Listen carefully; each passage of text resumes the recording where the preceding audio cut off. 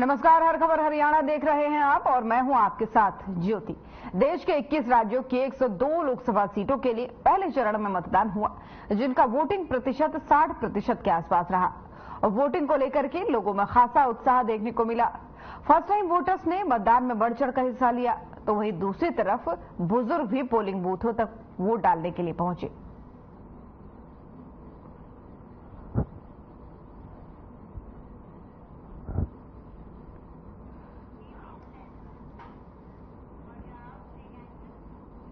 लोकतंत्र के पर्व के पहले चरण में कई राज्यों में वोट डाले गए। इसी को लेकर हरियाणा के परिवहन मंत्री असीम गोयल का बयान भी सामने आया। उन्होंने कहा कि जनता ने मन बना लिया है कि तीसरी बार भी वो मोदी को प्रधानमंत्री बनाएंगे और देश में फिर से कमल खिलेगा।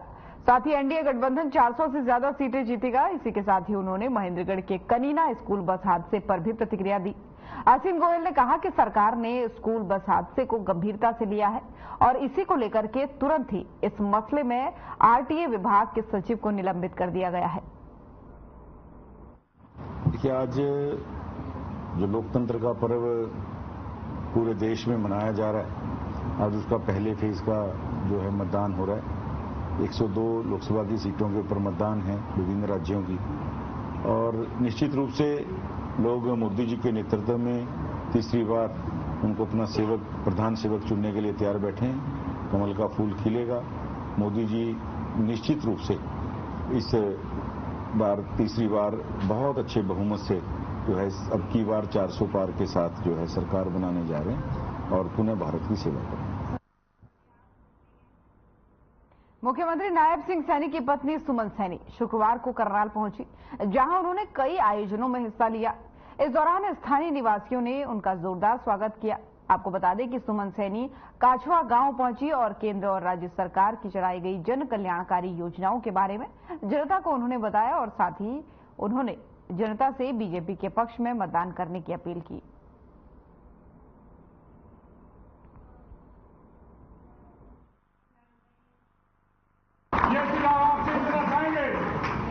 बढ़ने के बाद आप वर्कर को न भूल जाना।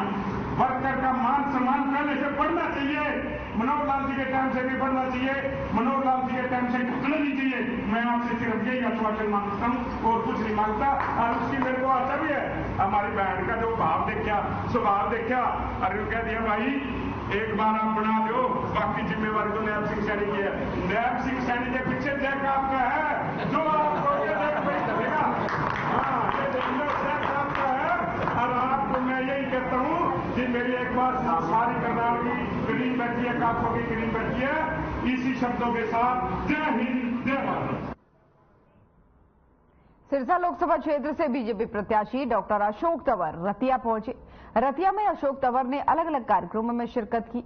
वहीं डॉक्टर अशोक तंवर का किसानों ने काले झंडे दिखाकर विरोध किया। पुलिस ने किसानों को हिरासत में लिया। वहीं किसानों का कहना है कि लोकतंत्र के दौरान अपनी बात रखने का सबको अधिकार है।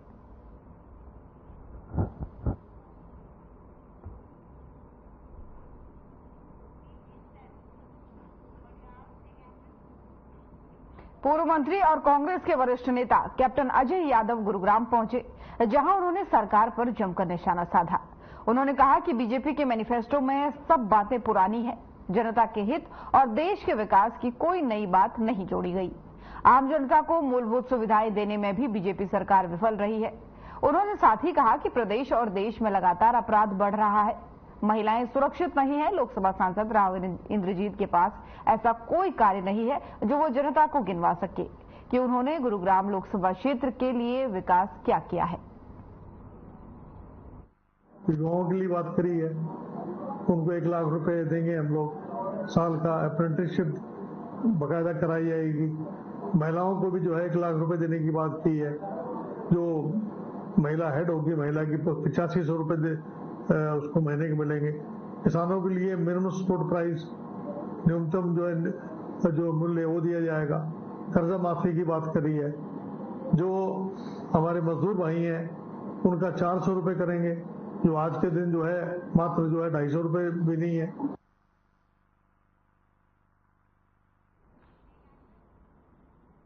हरियाणा के यमुनानगर में पत्रकारों से बात करते हुए जेजेपी के प्रधान महासचिव दिग्विजय सिंह चौटाला ने कहा कि जनता प्रदेश में लोकसभा चुनाव में बीजेपी को हराने का मन बना चुकी है। उन्होंने कहा कि मौजूदा हालात से साफ लग रहा है कि हरियाणा में बीजेपी को लोकसभा की 3 या 4 सीटों पर ही जीत मिलेगी। रिस्पॉन्स कार्यकर्ताओं में बहुत उत्साह जो है अंबाला की सीट को लेकर के है और एक सीट रादौर जो है वो पड़ती है कुरुक्षेत्र में, उसको लेकर के भी भारी उत्साह है। अब तो इंतजार है पार्टी जल्द से जल्द टिकट देकर के कैंडिडेट को जमीनी उस पर उतारेगी। लोग भारतीय जनता पार्टी से नाखुश है। कांग्रेस की और कांग्रेस की लीडरशिप की क्षेत्रवादी और जातिवादी सोच से नाखुश है। ऐसे में विकल्प तलाश है। देश की पार्लियामेंट में दुष्यंत चौटाला जैसे सांसद देश की, हरियाणा प्रदेश की बड़ी आवश्यकता है जो जागरूक हो।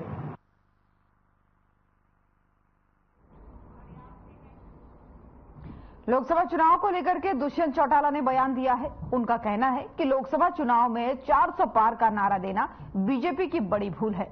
आपको बता दें कि पहले चरण में हुए चुनाव को लेकर के उन्होंने ये बयान दिया है कि राजस्थान में बीजेपी 1 दर्जन से भी अधिक सीटों पर बुरी तरह से हार रही है। शुक्रवार को दुष्यंत चौटाला झज्जर पहुंचे। उन्होंने बीजेपी और कांग्रेस दोनों को आड़े हाथों लिया। उन्होंने कहा कि बीजेपी को भूलना नहीं चाहिए कि अपने समय में इंदिरा गांधी ने भी India is Indira and Indira is India का नारा दिया था, लेकिन अपनी सीट तक वो बचा नहीं पाई थी।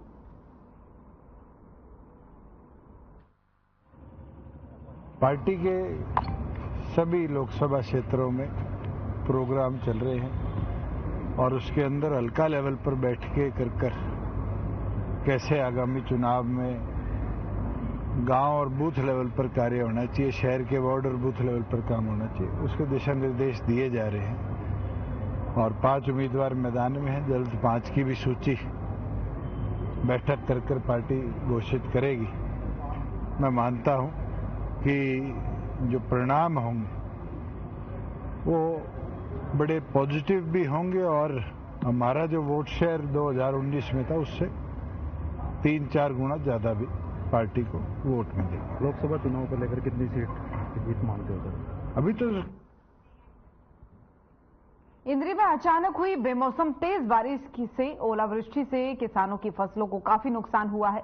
फसलें बुरी तरह से तबाह हो गई हैं। वहीं इस बारे में जानकारी देते हुए विभिन्न गांवों के किसानों ने बताया कि गेहूं की फसल पूरी तरह से तैयार खेतों में पकी हुई खड़ी है और कई किसानों ने तो गेहूं काटनी भी शुरू कर दी है। ऐसे में बेमौसम बरसात और ओलावृष्टि ने किसानों की कमर तोड़ दी है। किसानों ने कहा है कि खेतों में तैयार हुए गेहूं की जो फसल है वो गिर गई है और मंडियों में बिकने को गई फसल पूरी तरह से भीगकर खराब हो गई है। किसान पूरी तरह से तबाह हो गया है। ऐसे में सरकार को किसानों की मदद करनी चाहिए और हमारी सरकार से मांग है कि किसानों की तबाह हुई फसल की सही गिरदावरी करवाकर उचित मुआवजा दिया जाए।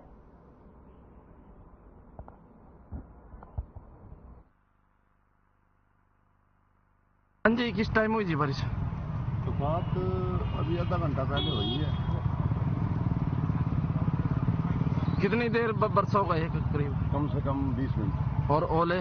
ओले तो भंडार भरे पड़े जी, ओल से लड़ा था, ओले ही ओले है। तो अब कितना क्या कुछ नुकसान बहुत है जिम्मेदारों का। बाहर फसलों नाश हो गया, सारी गेहूं चढ़ गई है, बहुत ज्यादा नुकसान, बहुत ज्यादा। तो ये जो आपदा थी कुछ मिनटों की रही, तो आप बहुत ज्यादा नाश है। देखो गवर्नमेंट क्या करती है, इतना ओला तो कभी जिंदगी में नहीं देखा जी।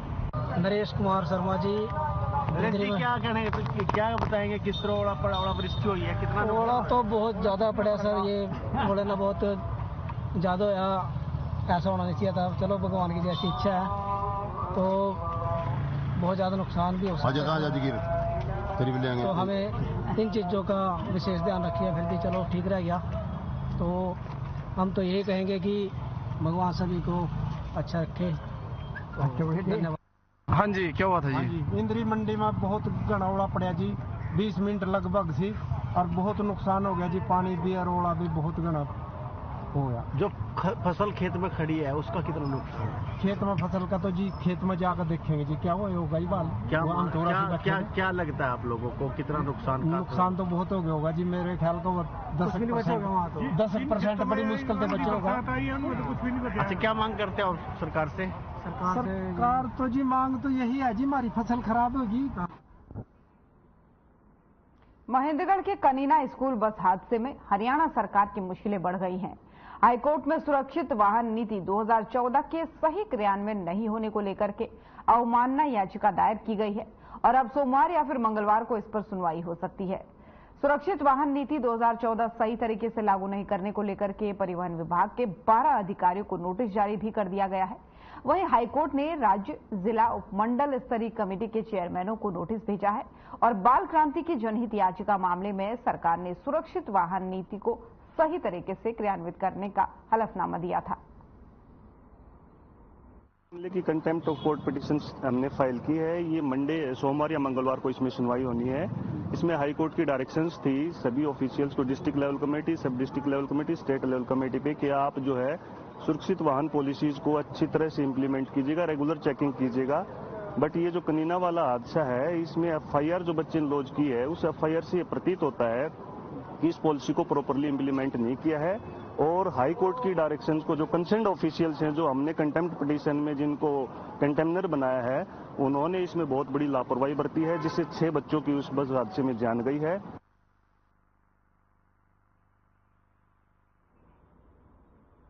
अंबाला सीआईए 2 ने 2 अलग अलग मामलों में 3 आरोपियों को गिरफ्तार किया है।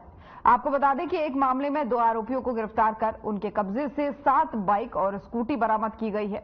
वहीं दूसरे केस में एक आरोपी को गिरफ्तार कर उसके पास से एक देसी रिवॉल्वर और 2 जिंदा कारतूस बरामद किए गए हैं। इस मामले में पुलिस आगे की कार्रवाई में फिलहाल जुट गई है।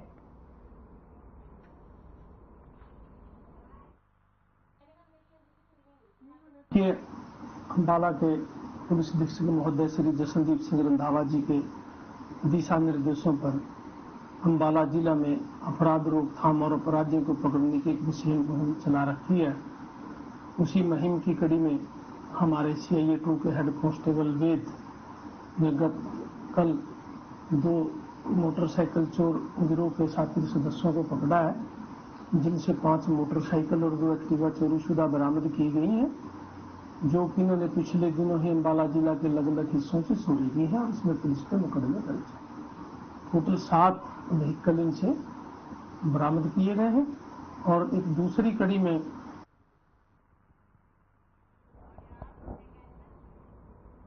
रेवाड़ी के औद्योगिक कस्बा बावल में बेखौफ नकाबपोश जो है बदमाशों ने बीच बाजार स्थित एक दुकानदार से पिस्टल की नोक पर हजारों की नकदी लूट ली और विरोध करने पर बदमाशों ने दुकानदार के सिर पर पिस्टल की बट मारकर उसे घायल कर दिया और मौके से फरार हो गया।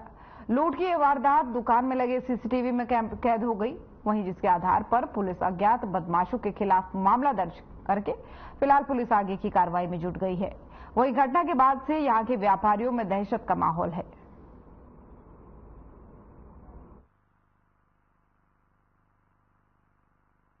मनी ट्रांसफर का आधार कार्ड से पैसे निकालने का काम है मेरा। दुकान वही सुरेश के नाम से। एक रात को करीब 9 बजे 3 बंदे आए नकाबपोश में। एक ने हेलमेट पहन रखा था, 2 ने नकाब कर रखे थे।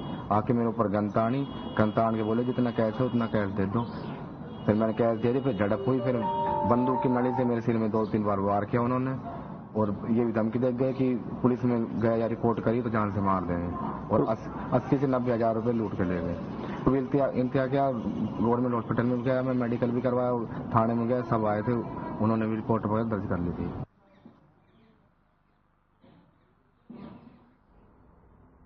अंबाला में किसानों की रिहाई की मांग को लेकर के आज तीसरे दिन किसानों का रेल रोको अभियान जारी है। किसान ट्रैक बंद होने की वजह से, रेलवे ट्रैक बंद होने की वजह से अंबाला रेल मंडल ने 139 ट्रेनों को रद्द किया है, तो वहीं 170 ट्रेनों के रूट भी बदले हैं। रेलवे अधिकारी की अगर माने तो टोटल 382 ट्रेन जो हैं इस आंदोलन से प्रभावित हुई हैं। अगर किसानों ने चंडीगढ़ रेल मार्ग भी रोक दिया तो सभी रेलगाड़ियां रद्द हो सकती हैं, जिसमें एसेंशियल सर्विस भी प्रभावित होंगी।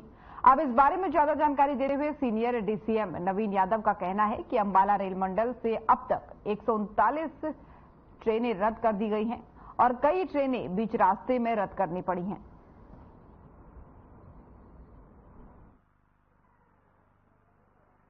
देखिए, अभी तक लगभग 382 गाड़ियां अफेक्ट हुई हैं। सुबह ये 10 बजे तक की बात है, जिसमें 139 ट्रेन जो हैं वो कैंसिल की गई हैं, जिसमें 51 मेल एक्सप्रेस ट्रेनें और 88 पैसेंजर ट्रेनें, लोकल पैसेंजर ट्रेनें। लगभग 24 ट्रेनें शॉर्ट टर्मिनेट हुई हैं और अभी तक 170 ट्रेनें जो है मेल एक्सप्रेस ट्रेनें वो डाइवर्ट हो चुकी हैं। कुल मिला के 301 ट्रेनें अभी तक प्रभावित है।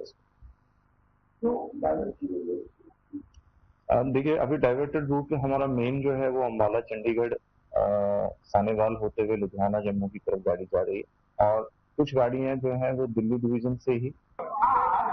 जी, मैं लुधियाना से अभी नई दिल्ली से मेरे को रांची झारखंड जाना है। मेरा जो ट्रेनें थे वो यहाँ से भी रद्द हो गई और वहाँ से भी मतलब ट्रेन नहीं पकड़ पाए। अभी अम्बाला आप पहुंचे हैं बस के माध्यम से और बसें जो है कच्ची रोड से आया हुआ है, बहुत मुश्किल से यहाँ तक पहुंचे हैं। अब यहाँ से जो ट्रेनें हैं वो भी लेट चल रही है, अभी तक ट्रेन नहीं मिल पा रही है। बस यही पेपर के माध्यम से और न्यूज के माध्यम से पता चल रहा है कि किसान लोगों ने रेलवे ट्रैक पे धरना दे रखी है और उनसे कोई बात करने वाला नहीं है।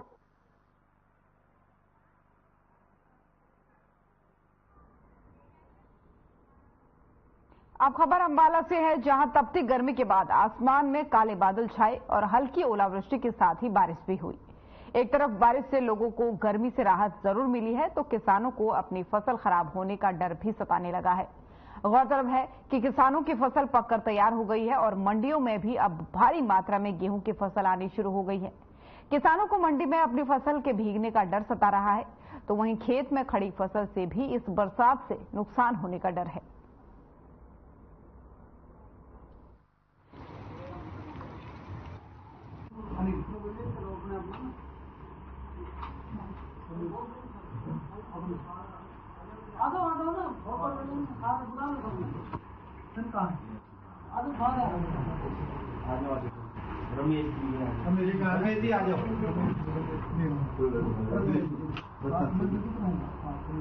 आप आ जाओ।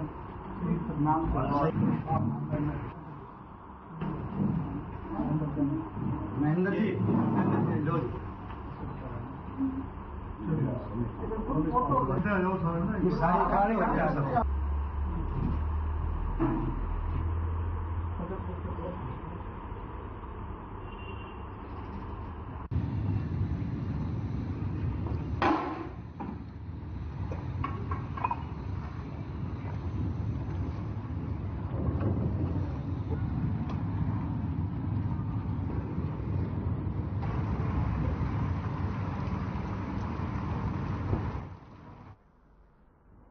लोकसभा प्रत्याशी डॉक्टर अरविंद शर्मा रोहतक पहुंचे, जहां उन्होंने जनसभा को संबोधित किया।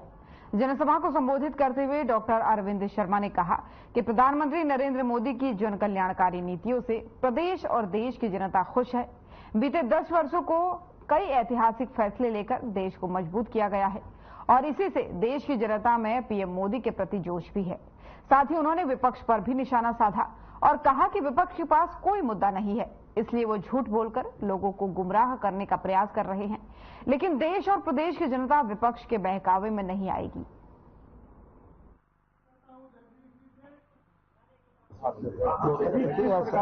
ऐसा है, भारतीय जनता पार्टी जब से सरकार बनाई है 2019 में, उसी दिन से इलेक्शन मोड में रहती है।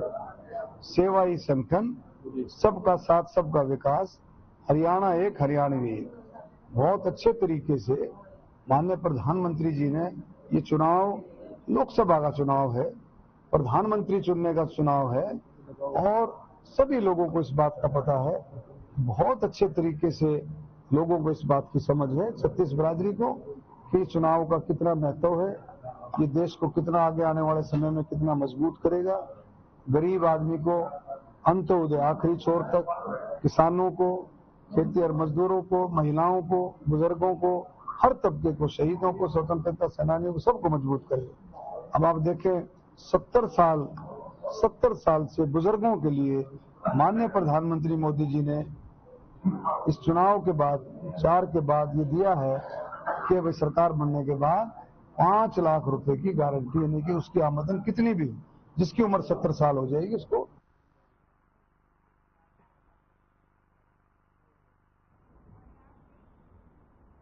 भगवान परशुराम की जयंती के अवसर पर आगामी 5 मई को करनाल में प्रदेश स्तरीय महासम्मेलन होगा। वहीं पूर्व केंद्रीय मंत्री विनोद शर्मा और सांसद कार्तिकेय शर्मा ने महासम्मेलन की तैयारी को लेकर के करनाल का दौरा किया। आपको बता दें कि प्रदेश के सभी जिलों से हजारों की संख्या में लोग महासम्मेलन में शामिल होंगे। इस दौरान करनाल पहुंचे सांसद कार्तिकेय शर्मा ने कहा कि प्रधानमंत्री नरेंद्र मोदी के नेतृत्व में तीसरी बार प्रचंड बहुमत से सरकार बनाएंगे और देश को सशक्त प्रधानमंत्री की जरूरत है। इसके साथ ही उन्होंने कहा कि चुनाव में लोगों के हित के मुद्दों की चर्चा होनी चाहिए और जनता से जुड़े हुए मुद्दों को प्राथमिकता देनी चाहिए।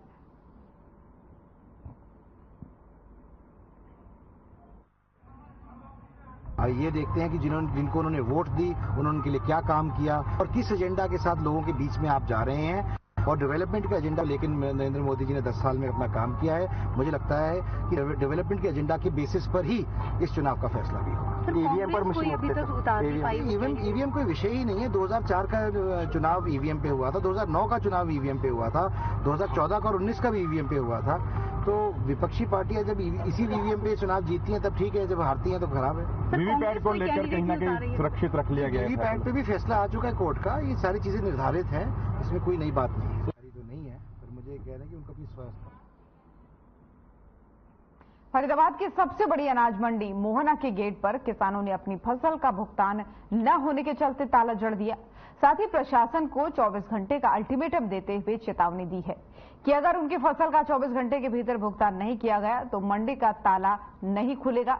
इस मौके पर किसानों की समस्या की सूचना मिलने के बाद से मौके पर पहुंचे पूर्व विधायक टेकचंद शर्मा ने कहा कि वे किसानों के साथ है और जब तक उनकी समस्या का समाधान नहीं हो जाता वो कंधे से कंधा मिलाकर उनके साथ खड़े रहेंगे।